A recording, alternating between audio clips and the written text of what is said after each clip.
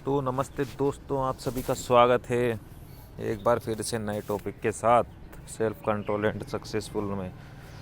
तो आज का जो पहले हमारा टॉपिक है, यह भी बीत जाएगा। तो दोस्तों, यह भी बीत जाएगा, इसको हम एक कहानी के माध्यम से समझ लेते हैं और फिर हमारी जो कहानी है अगली वाली पंचतंत्र की, उसको हम लेंगे। तो एक बार एक राजा होता है, तो उसके महल में युद्ध होता है। कोई आक्रमण कर देता है उसके राज्य को हथियाने के लिए, लेकिन वो राजा जीत जाता है।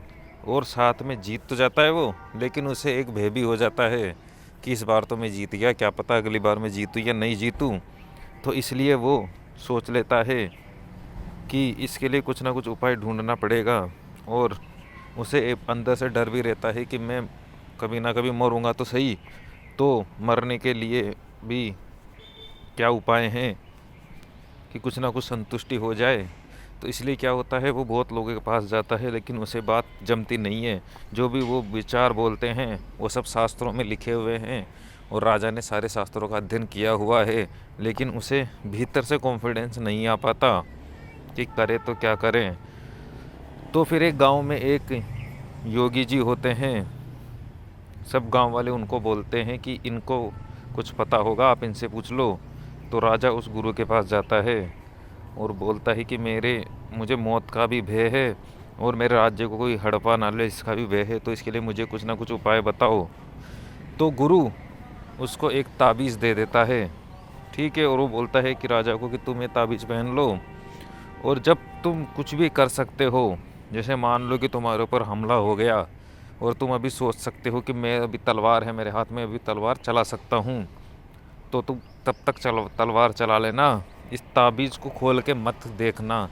और जब तुम बिल्कुल असहाय हो जाओ और तुम्हें पता रहे कि अब तुम कुछ भी नहीं कर सकते, तो तब इस ताबीज़ को खोल लेना। इसमें एक सूत्र लिखा हुआ है जिससे तुम बच जाओगे। ऐसा कहकर वो उस ताबीज़ को अपने गले में बांध लेता है। और बहुत बार वो सोचता है कि अब खोल लूँ, अब खोल लूँ, लेकिन वो खोलता नहीं है, क्योंकि गुरु ने बोला था कि जब कुछ भी मौका, तो कुछ भी रास्ता नहीं बचे, तभी इसको खोलना है। तो एक बार फिर से उसके ऊपर हमला हो जाता है, महल के ऊपर राजा के।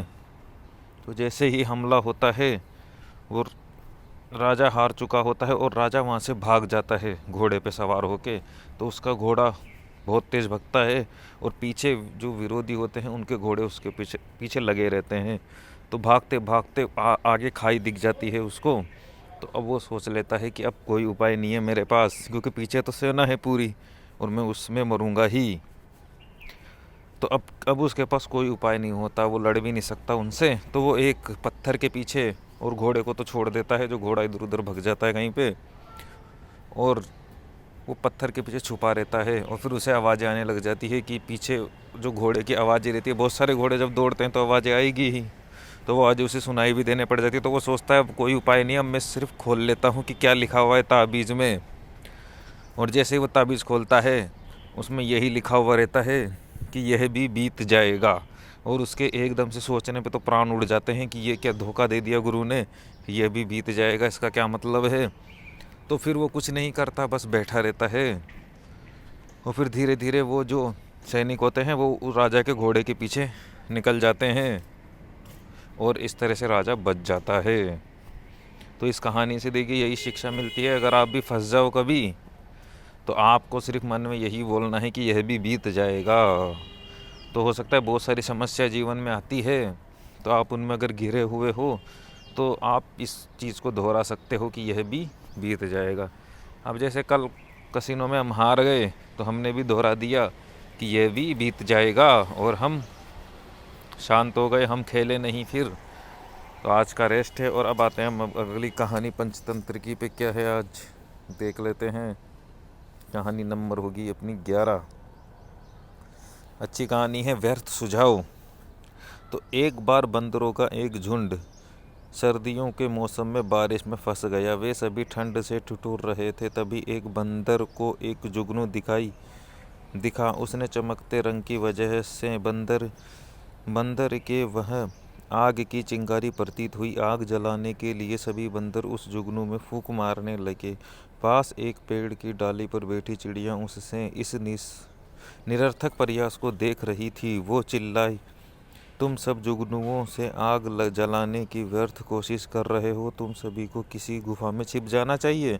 बंदरों ने चिड़िया की बात को अनसुना कर दिया और बोले, हमें परेशान मत करो, भागो यहाँ से। बंदरों के मना करने के बावजूद चिड़िया उड़कर उनके पास आ गई और उन्हें गुफा में जाने के लिए सलाह देने लगी। एक बंदर को उस पर गुस्सा आ गया और उसने पकड़कर चिड़िया को जोर से जमीन पर पटका और वह बुरी तरह घायल हो गई। तो नैतिक शिक्षा मिलती है, मूर्खों को सलाह देना बेकार है। तो जो भी देखिए, अगर आप भी सलाह देने की इच्छा तो सभी की करती है, लेकिन सलाह उसी को आपको देनी चाहिए जो उसके सुनने के लायक हो, क्योंकि ज्ञान बांटना सबको अच्छा लगता है, ठीक है, लेकिन ज्ञान उसी को बांटा जा सकता है कि दूसरा सुन भी रहा है या नहीं सुन रहा है। तो आप इसको एक तरीके से पहले चेक कर सकते हो कि भाई दूसरा सुन रहा है आपकी बात या नहीं सुन रहा है। हो सकता है आप कुछ बात समझाओ और फिर वो कुछ अलग ही बात करने लग जाए, तो आपको उसी टाइम समझ लेना चाहिए कि ये मेरी बातों को ध्यान नहीं दे रहा है। तो इसलिए आपको भी थोड़े ही समय बाद बात घुमा के वहाँ से चला जाना चाहिए, क्योंकि जो आपकी बात ही नहीं सुन रहा उससे बात करने का क्या मतलब है। तो देखिए, इसको हम कसीनों से कैसे जोड़ सकते हैं। मूर्खों को सलाह देना बेकार है। तो पहली बात तो देखो, जो चिड़िया थी उसने एक बार बोल दिया था कि तुम किसी गुफा में छुप जाओ, लेकिन बंदर नहीं छुपे। तो उसे समझ जाना चाहिए था कि जब बंदर नहीं छुप रहे हैं तो मैं भी अपना काम करूं। लेकिन वो उनके पास आके बैठ गई और फिर बोल रही है कि तुम इसमें आग क्यों जला रहे हो। तो बंदर को गुस्सा आएगा ही आएगा। तो कभी कभी होता भी ऐसा है कि हम एक बज्जी हार जाते हैं कसिनो में, तो हमें भी चुपचाप बैठ जाना चाहिए, ये सोच के कि आज हमारा दिन नहीं है। एक दो बेट अगर आप हार जाते हो तो आप रुक सकते हो, लेकिन अगर आप 7-8 बज्जी हार जाओगे, आपने जो अमाउंट डलाया है अगर उसका आधा आपके पास आधा बैलेंस ही बचेगा तो फिर रुकना बहुत मुश्किल हो जाएगा। तो इसलिए हमें एक दो बेट अगर अपन हार जाते हैं, हमारा स्टॉप लॉस हिट हो जाता है, तो वहीं पे रुक जाना चाहिए। नियम नहीं तोड़ने चाहिए, क्योंकि नियम अगर आप तोड़ोगे तो दिक्कत अपन को ही होगी। आपकी इच्छा करेगी, लेकिन इच्छा करने से क्या होता है, इच्छा तो बहुत करती है हमारी कि हम करोड़ों रुपए जीत जाएं, तो जीत थोड़ी ना सकते हैं। तो इसलिए जो भी नियम बनाए हैं हमें उन्हीं पे ही चलना चाहिए। नियमों से चाहे से आप हारो चाहे से जीतो, आपको मन को यही बोल देना है कि भाई अब हारेंगे भी नियम से और जीतेंगे भी नियम से, लेकिन जो नियम बनाए हैं उन्हीं का हमें पालन करना ही है, क्योंकि बिना नियमों के तो हम सालों से खेल चुके हैं और जो रिज़ल्ट है वो हमें पता ही है। तो दोस्तों, आज के लिए इतना ही। मिलते हैं कल, और कल शाम को गेम प्ले होगा 9 बजे बाद। तो देखिए, जैसे जैसे मैं घंटे भी आगे बढ़ाता रहता हूँ, जैसे कल तक मैं खेलता था 8 बजे, तो 7 दिन तक हमने हमारा टारगेट अचीव किया था। लेकिन कल गलती थोड़ी मेरी भी हो गई थी, क्योंकि जो रोलेट वाला जो पहला वाला गेम था उसकी रिकॉर्डिंग हो रही है नहीं हो रही है, इसमें दिमाग चला गया था। तो पता नहीं चल रहा था कि रोलेट रिकॉर्डिंग हो भी रही है या नहीं हो रही है। और जो रोलेट था वो उल्टे पुल्टे कॉलम फेंक रहा था। वो पहले कॉलम फेंका, फिर दूसरा फेंका, फिर तीसरा कॉलम फेंक दिया। जबकि जब हम खेलते हैं तो अगर कोई सेम कॉलम आ रहे हैं, जैसे पहला कॉलम उसने फेंका, फिर उसने दूसरा कॉलम फेंका, और तीसरी बज्जी उसने अगर पहले दूसरे कॉलम में से कुछ फेंका होता है तो हम पहला दूसरा कॉलम ले लेते हैं। लेकिन जो पिछली जो 10 बज्जियाँ थी उसके अंदर वो रिपीटेशन कम हो रहा था, तो इसी के कारण डर तो था, लेकिन हमने सोचा रिस्क ले लेते हैं एक बार, और लग भी जाएंगे तो अगली बेट भी हमारे पास होगी। तो हमने रिस्क लिया, लेकिन वो 17 नंबर गिर गया, और 17 नंबर था बीच वाला कॉलम दूसरा, और हमने लिया था पहला और तीसरा कॉलम। तो हमारे 80 रुपये माइनस हो गए थे। और फिर हमने कल बज्जी भी लगाई, तो वो थोड़ी सीरीज़ लंबी हो चुकी थी, हमें पहले रिस्क लेना चाहिए था या एक गेम वेट करना चाहिए था। लेकिन हम थोड़ा वेट नहीं कर पाए कल, और जिसकी सज़ा हमें भुगतनी पड़ी। तो हो सकता है देखिए दोस्तों कि अगली बज्जी अगर हम लगाते तो वो भी हारते।